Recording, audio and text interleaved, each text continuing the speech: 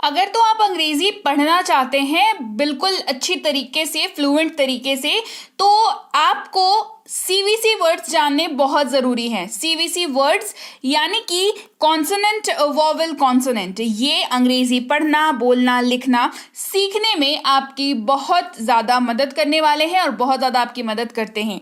तो CVC words के ऊपर क्लासेस इसके पहले भी करा चुकी हूँ। अलग अलग तरह के पेयर्स बनते हैं, अलग अलग तरह के ग्रुप्स बनते हैं, तो आपको उन सबको समझना, सीखना ज़रूरी है। उसी की कंटिन्यूएशन में अभी एक क्लास में करा रही हूँ। सीवीसी वर्ड्स बता दूं, कॉन्सोनेंट, वोवेल और कॉन्सोनेंट का जो मतलब मिक्सिंग है, इसको सीवीसी वर्ड्स कहते हैं। सी यानी कि कॉन्सोनेंट, वी यानी कि वोवेल और अगेन से सी यानी कि कॉन्सोनेंट। सवाल ये कि कॉन्सोनेंट क्या होते हैं, वोवेल क्या होते हैं। वोवेल उम्मीद है आप सबको पता होगा क्या होते हैं, फिर भी छोटा सा ब्रीफ बता दूं।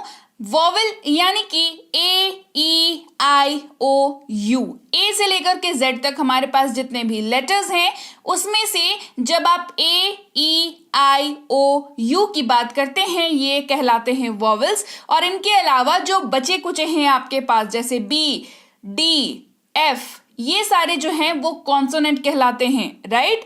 तो इन्हीं के मेल से जो बना हुआ शब्द है वो कहलाता है सीवीसी वर्ड। उदाहरण के तौर पर FOX, इसको पढ़ेंगे फॉक्स यानी कि लोमड़ी।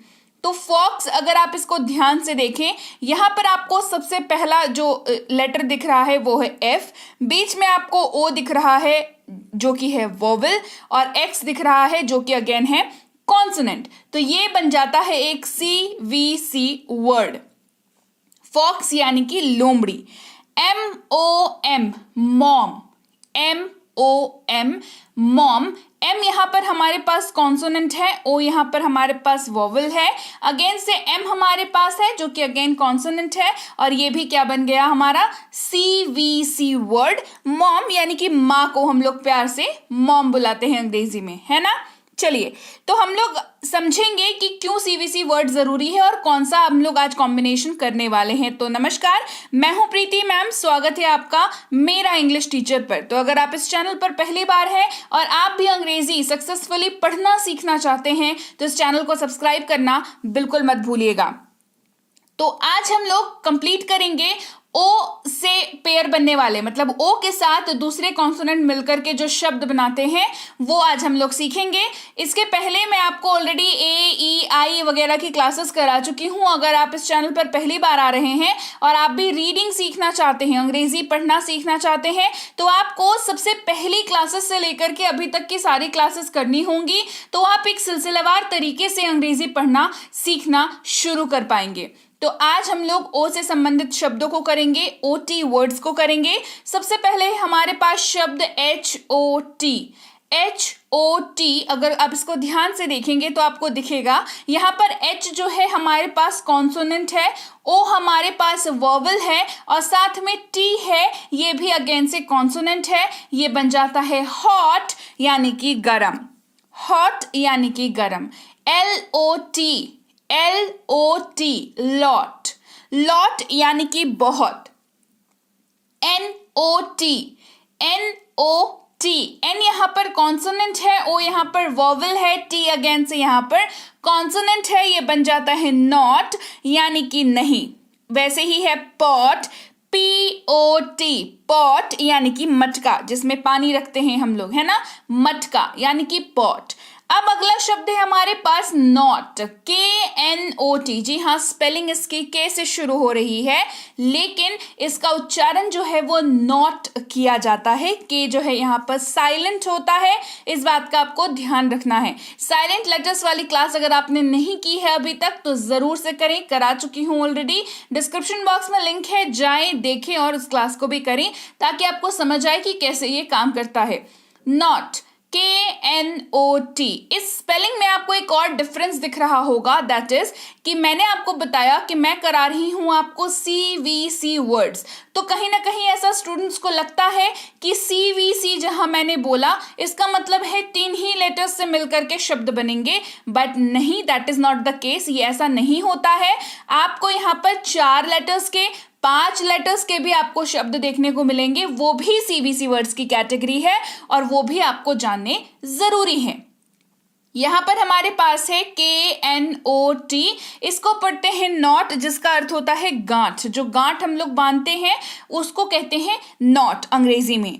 SPOT, स्पॉट, इसको स्पॉट पढ़ते हैं, यानी कि स्थान या कोई दाग जो है, मतलब एक पर्टिकुलर मार्क अगर आप करते हैं उसको कहते हैं स्पॉट। में अगर आप ध्यान से देखें तो शुरुआत में हमारे पास SP जो है वो है हमारे पास कॉन्सोनेंट, O हमारे पास वॉवल है और T जो है अगेन से हमारे पास कॉन्सोनेंट है, राइट।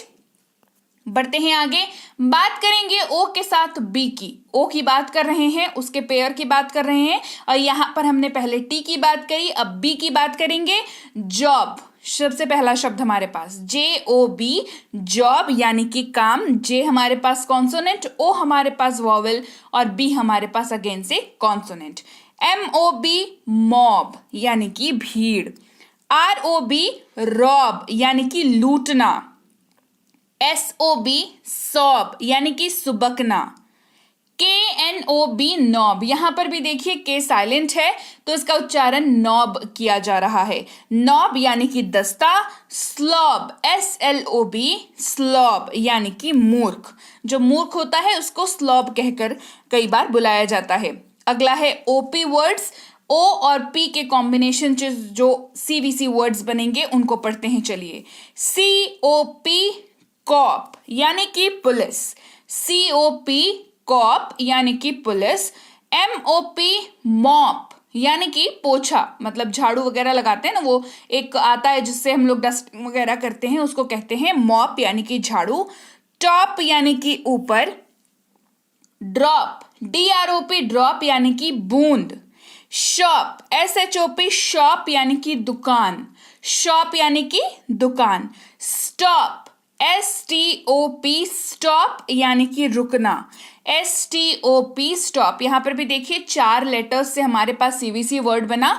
तो ये कोई मतलब ऐसी कोई धारणा जो अगर आपने बना रखी होगी कि CVC वर्ड्स बस 3 लेटर्स के होंगे, तो ऐसा नहीं है ना। STOP, स्टॉप जो है इसका अर्थ होता है रुकना, ये भी एक CVC वर्ड्स की कैटेगरी में ही आता है, राइट। तो आज हमने जो है सीखा CVC वर्ड्स, ये सीरीज ही चल रही है अभी CVC वर्ड्स की।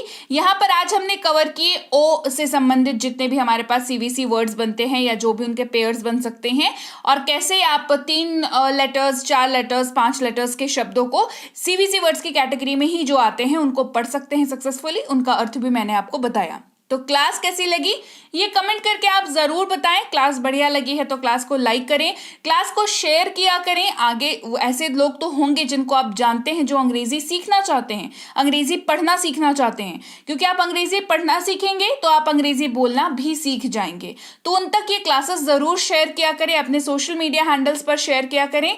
और मैं आपसे मिलती हूँ आपकी अगली क्लास में। Till then, thank you so much for watching. Stay tuned to Mera English.